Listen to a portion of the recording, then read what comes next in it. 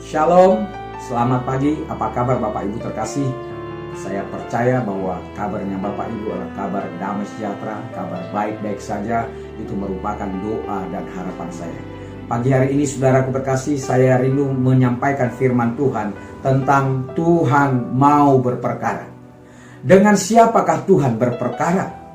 Dan dalam hal apakah Tuhan berperkara? Dan mengapa dia berperkara? Itulah sekelumit pertanyaan yang mau kita jawab di pagi hari ini, saudara terkasih.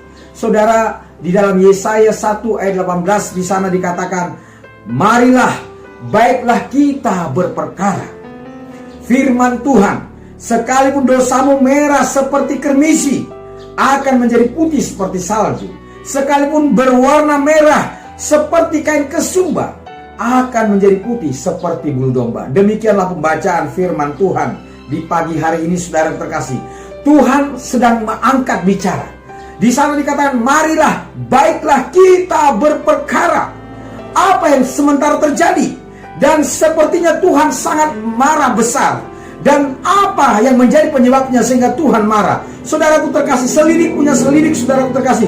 Ternyata ada yang salah dengan perilaku umat Tuhan di bait Allah dengan kenyataan kehidupan mereka sehari-hari. Begitu tingginya kesenjangan antara praktek kehidupan mereka, antara praktek ibadah mereka dengan kenyataan hidup mereka yang mereka jalankan. Sungguh tidak nyambung, saudara terkasih. Jauh panggang dari api, seperti langit dari bumi. Mereka datang ke bait Allah layaknya seperti membayar premi asuransi dengan perlindungan total. Selama bait Allah ada di antara kita, selama ada persembahan yang terbaik diberikan kepadanya dan menjalankan ritual-ritual agama, maka semuanya akan baik-baik saja, saudara terkasih. Kita akan beroleh keselamatan. Demikianlah, saudara terkasih, mereka beranggapan bahwa Tuhan pasti mengampuni, pasti memaafkan mereka. Mereka beranggapan demikian, saudara terkasih. Saudara, mereka datang ke bait Allah hanya bermodalkan kebiasaan, saudara terkasih. Mereka datang tanpa membawa apa-apa dan juga pulang juga tidak membawa apa-apa.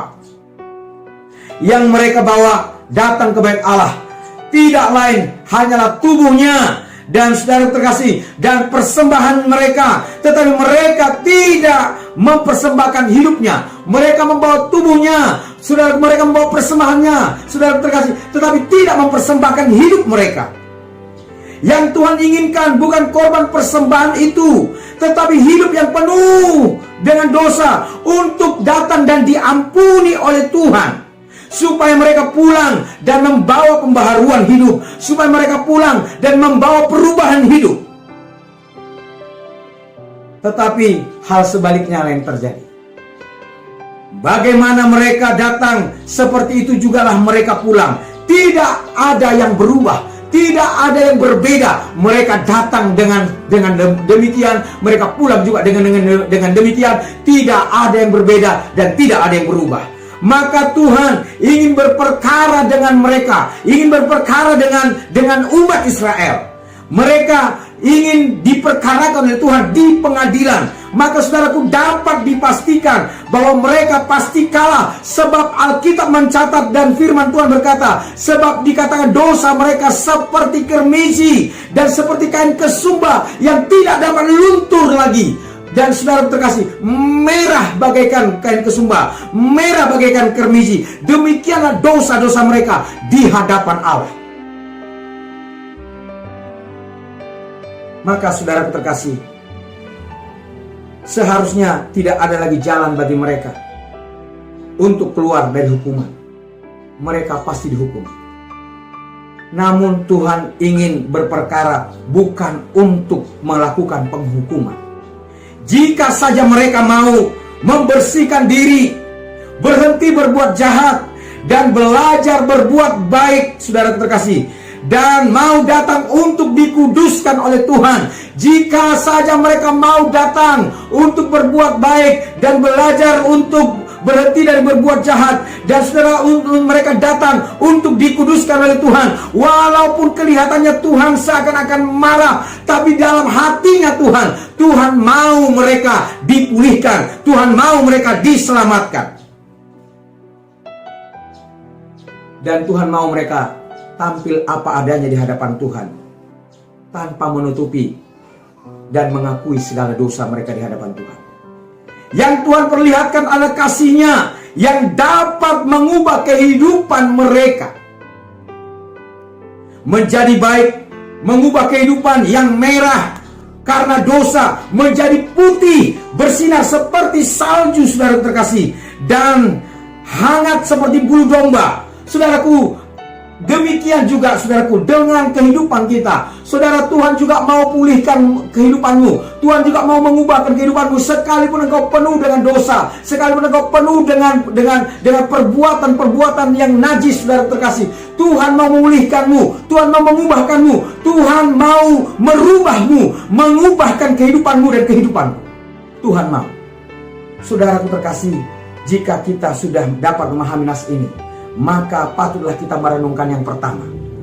Jika kita datang ke gereja, maka apakah hanya bermodalkan kebiasaan dan rutinitas? Apakah kita datang tanpa ada yang mau diubah oleh Tuhan, dan tanpa ada yang mau dirubah oleh Dia? Dan saudara terkasih, yang mau datang ke hadapan Tuhan, ayo kita datang karena kita rindu, karena kita mau diubah oleh Tuhan.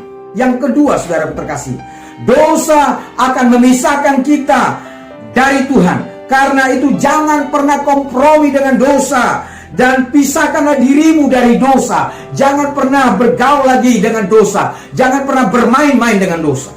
Yang ketiga, sebesar apapun dosa kita, Tuhan tidak peduli, karena kasih-Nya yang begitu besar, karena kasih-Nya yang begitu hebat, karena kasih-Nya yang begitu luar biasa. Dia tetap mau memanggilmu dan tetap memanggil saudara terkasih untuk mau diubah, untuk mau disucikan, untuk mau dikuduskan oleh Dia. Saudara terkasih, dengan demikian maka kita mengerti bahwa Tuhan adalah Allah yang penuh kasih, adalah Allah yang penuh dengan kemurahan, Allah yang penuh dengan kelembutan. Saudara terkasih, Dia tidak menghukummu, Dia sedang tidak ingin menjatuhkan hukuman apapun kepadamu. Dia mengasihi engkau. Saudara terkasih, demikianlah firman Tuhan di pagi hari ini.